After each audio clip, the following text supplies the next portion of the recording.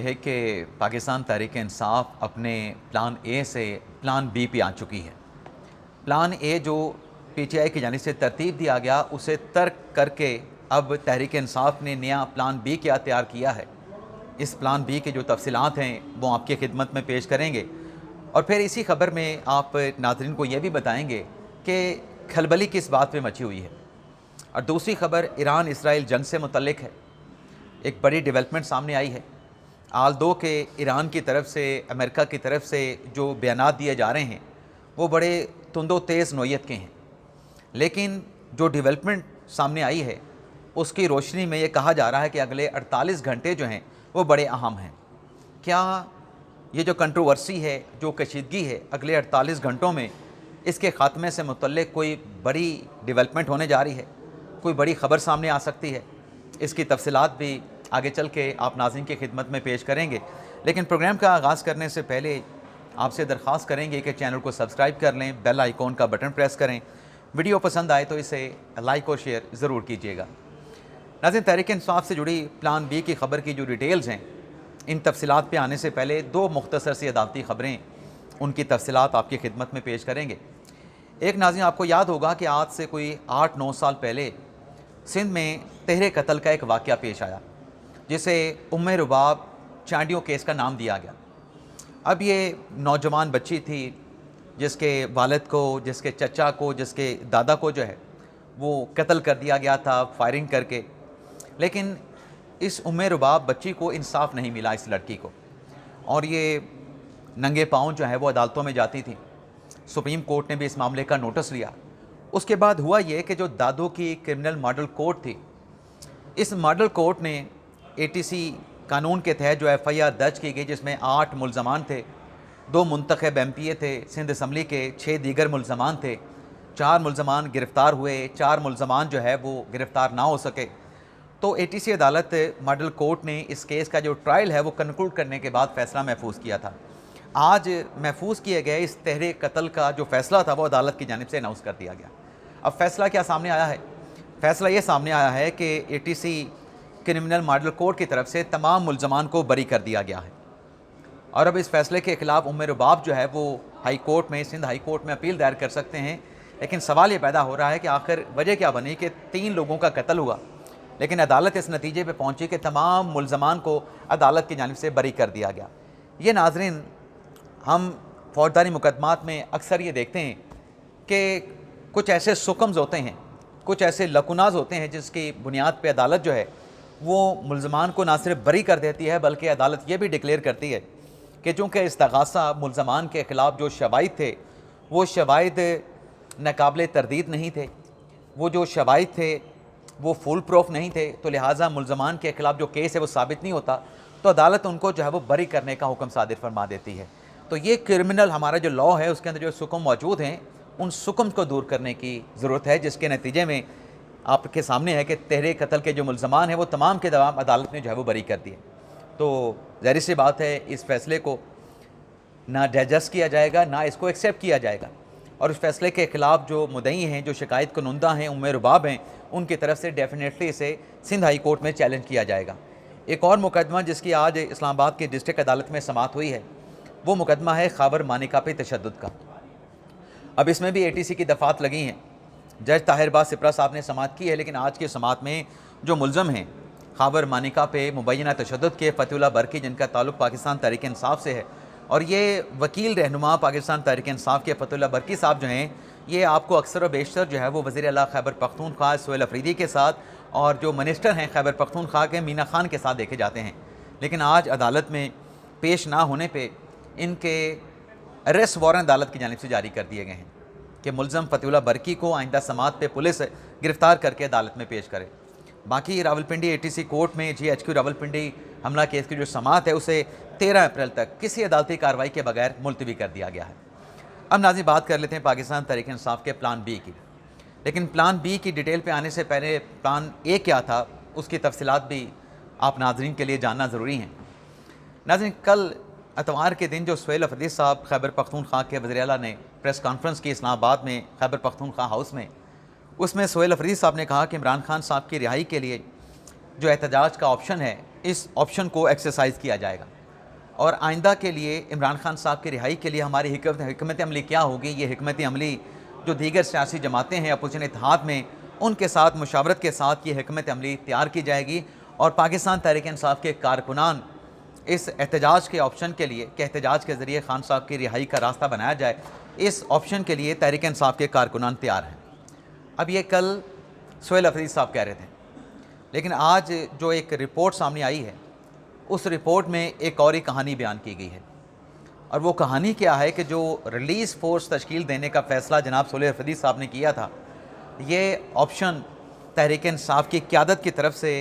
اعتراضات اٹھائے جانے کے بعد، قانونی جو خدشات ہیں ان خدشات کا اظہار کیے جانے کے بعد اس آپشن کو کہ احتجاج کے ذریعے خان صاحب کی رہائی کا راستہ بنایا جائے گا، راستہ نکالا جائے گا، اس آپشن کو سرے سے ترک کر دیا گیا ہے۔ اور رپورٹ میں یہ بتایا گیا ہے کہ جو پی ٹی آئی کی اپنی قیادت ہے ان کی طرف سے اعتراضات اٹھائے گئے، ان کی طرف سے قانونی خدشات کا اظہار کیا گیا کہ یہ جو فورس آپ بنا رہے ہیں یہ آگے چل کے تحریک انصاف کے لیے بطور سیاسی جماعت مشکلات پیدا کر سکتی ہے۔ تو اس میں اب پلان بھی یہ ترتیب ہوا ہے کہ مزاحمت کی جو سیاست ہے، جو احتجاج کی سیاست ہے وہ کی تو جائے گی، لیکن اسے ایک تحریک، ایک واضح سیاسی تحریک کی شکل جو ہے وہ دی جائے گی، اور یہ جو واضح سیاسی تحریک ہوگی عمران خان صاحب کی رہائی کے لیے، جس کا مقصد جو ہے وہ دباؤ ڈالنا ہے، جس کا مقصد جو ہے وہ دباؤ ڈال کے خان صاحب کی رہائی کا راستہ بنانا ہے، اس میں کہیں تشدد کا ایلیمنٹ نہیں ہوگا، یا تشدد کے ایلیمنٹ کا شائبہ تک بھی نہیں ہوگا۔ لیکن یہاں پہ جو ایک اور چیز سامنے آ رہی ہے وہ یہ ہے کہ یہ فیصلہ کرنا کہ جو جامع سیاسی تحریک بنائی جائے گی خان صاحب کی رہائی کے لیے، دباؤ بڑھانے کے لیے، پریشر بڑھانے کے لیے، کیا اس کا فیصلہ کرنے کا جو اختیار ہے کہ یہ تحریک کب جو ہے وہ لانچ کی جائے گی، شروع کی جائے گی، کیا سہیل افریدی صاحب کے پاس ہے؟ تو رپورٹ یہ بتاتی ہے کہ یہ اختیار بھی خیبر پختونخوا کے وزیر اعلیٰ سہیل افریدی کے پاس نہیں ہے، بلکہ یہ اختیار جو ہے سیاسی مومنٹ لانچ کرنے کا یہ بھی اچکزئی صاحب کے پاس ہے، اور یہ جو پولیٹیکل موومنٹ ہوگی خان صاحب کی رہائی سے متعلق، یہ کس نوعیت کی ہوگی، اس کا فیصلہ بھی محمود خان اچکزئی صاحب کریں گے۔ تو یہ پلان بھی جو ہے وہ تحریک انصاف کی طرف سے ترتیب دیا گیا ہے، یہ اس کے اوپر غور ہو رہا ہے، یوں کہہ لیں، یا فیصلہ بھی ہو چکا ہے۔ تو یہ تحریک انصاف میں جو کھلبلی مچی ہوئی تھی اسلام آباد میں تحریک انصاف کی قیادت میں کہ اگر ہم ریلیز فورس میں جاتے ہیں تو یہ پی ٹی آئی کے لیے بطور سیاسی جماعت جو ہے بہت سارے قانونی مشکلات، بہت سارے قانونی مشگافیوں کا باعث بنے گی۔ تو بجائے اس کے کہ آپ ریلیز فورس بنائیں جس میں حلف لیا جائے، جس میں نوجوانوں کی رجسٹریشن کی جائے، رضاکاروں کی رجسٹریشن کی جائے، اس سے بہتر یہ ہے کہ جامع سیاسی موومنٹ جو ہے وہ خان صاحب کے لیے لانچ کی جائے، اور اس جامع سیاسی موومنٹ کے لیے جو ایک مومنٹم بنانا ہوتا ہے وہ مومنٹم بھی بنایا جائے۔ اب دیکھتے ہیں کہ یہ ایک نیا جو پلان بھی ہے یہ کس حد تک جو ہے وہ کامیاب ہوتا ہے، لیکن سب سے پہلے تو اس کی لانچ کا کوسچن اٹھے گا کہ یہ کب تحریک جو ہے وہ پی ٹی آئی کی جانب سے اچکزئی صاحب کی اپروول کے ساتھ اس کو لانچ کیا جاتا ہے۔ یہ ناظرین ہمارا پولیٹیکل سیگمنٹ ہو گیا۔ اب آ جاتے ہیں ایران اسرائیل جنگ سے متعلق جو کچھ ڈیولپمنٹس ہوئی ہیں، پہلے تو وہ ڈیٹیلز آپ کی خدمت میں پیش کریں گے، اور پھر آپ کو بتائیں گے کہ کیا یہ کنٹروورسی جو کشیدگی ہے ایران اسرائیل امریکہ جنگ کی، کیا یہ تنازع اگلے 48 گھنٹوں میں اس کے خاتمے سے متعلق کوئی بڑی ڈیولپمنٹ سامنے آ سکتی ہے؟ تو اس میں ناظرین ایک ڈیٹیل تو یہ آئی ہے کہ جو کل اسلام آباد میں کیپٹل سٹی میں 4 ممالک کے وزراء خارجہ کی جو 4 ملکی کانفرنس ہوئی ہے، جس میں ترکی کے وزیر خارجہ آئے، جس میں مصر کے وزیر خارجہ شریک ہوئے، جس میں سعودی عربیہ کے وزیر خارجہ فیصل بن فرحان جو ہے وہ شریک ہوئے۔ اب یہ جو 4 ملکی کانفرنس ہوئی ہے، اس کانفرنس کا کل اختتام ہوا، کل ہی اس کا آغاز ہوا، اور پھر تینوں ممالک کے وزراء خارجہ کی وزیر اعظم شہباز شریف کے ساتھ بھی ملاقات ہوئی، اور آج اس کشیدگی کو لے کے صدر پاکستان آصف علی زرداری صاحب، وزیر اعظم شہباز شریف صاحب کی سربراہی میں ایک اور اہم بیٹھک ہونے جا رہی ہے، اور اس بیٹھک میں اس کشیدگی کو لے کے جو پاکستان کو مسائل مشکلات درپیش ہیں ان سے متعلق امور کے اوپر تبادلہ خیال کیا جائے گا۔ لیکن جو نائب وزیر اعظم اسحاق ڈار صاحب ہیں وہ آج بیجنگ روانہ ہو رہے ہیں۔ جب ہم یہ پروگرام ریکارڈ کر رہے ہیں تو یہ رپورٹ کیا جا رہا ہے کہ اسحاق ڈار صاحب جو کہ کل گرے، انہیں ایک بال لائن کے مطابق جو ہے کی طرح کا ایک جو ہے وہ فریکچر بھی آیا ہے، آج وہ بیجنگ روانہ ہو رہے ہیں، اور ان کی جو بیجنگ روانگی ہے وہ بھی اس کشیدگی کے خاتمے سے متعلق جو ثالثی کا پروسیس ہے، جو مذاکرات کا پروسیس ہے، اس سے جڑا یہ دورہ جو ہے وہ بیجنگ کا اسحاق ڈار صاحب جسے آج وہ جس کے لیے آج وہ روانہ ہو رہے ہیں۔ لیکن کل جو 4 ملکی کانفرنس ہوئی ہے، اس کانفرنس سے متعلق یہ رپورٹ کیا گیا ہے کہ اس کانفرنس کے نتیجے میں جو ثالثی جو مذاکرات ہیں کشیدگی اس کنٹروورسی تنازع کے خاتمے کے لیے، مذاکرات کے ذریعے اس کشیدگی کے خاتمے کی جو راہ ہے وہ ہموار ہو چکی ہے۔ اور اس بیٹھک کے بعد اب یہ رپورٹ کیا گیا ہے روزنامہ جنگ میں صالح ظفر صاحب کی طرف سے کہ اس بڑی سفارتی بیٹھک کے بعد اگلے جو 36 سے 48 گھنٹے ہیں، ایران اسرائیل کی اس کنٹروورسی کو لے کے بڑی ڈیولپمنٹ سامنے آ سکتی ہے، بڑا بریک تھرو جو ہے وہ سامنے آ سکتا ہے۔ اب یہ بریک تھرو کیا ہو سکتا ہے؟ کیا اس کے نتیجے میں جو ایران اسرائیل جنگ ہے کیا وہ ختم ہونے کے قریب پہنچ گئی ہے؟ تو یہ تبھی اندازہ ہو پائے گا یا کیا جا سکے گا جب اس بیٹھک کے بعد کوئی 36 سے اگلے 48 گھنٹوں میں کوئی بڑی ڈیولپمنٹ سامنے آتی ہے۔ لیکن اس دوران جو چیزیں، اگر ہم جنگ کی بات کریں، کشیدگی کی بات کریں، تو ایران کی جو توانائی کی تنصیبات ہیں انہیں ٹارگٹ کیا گیا اسرائیل کی طرف سے، اور تہران میں اور ایک اور شہر میں جو توانائی کی انسٹالیشن تھی جس کو ٹارگٹ کیا گیا، اس کے نتیجے میں ایران کے 2 صوبوں میں جو بجلی کی فراہمی تھی وہ منقطع ہوئی ہے، وہ تعطل کا شکار ہوئی ہے۔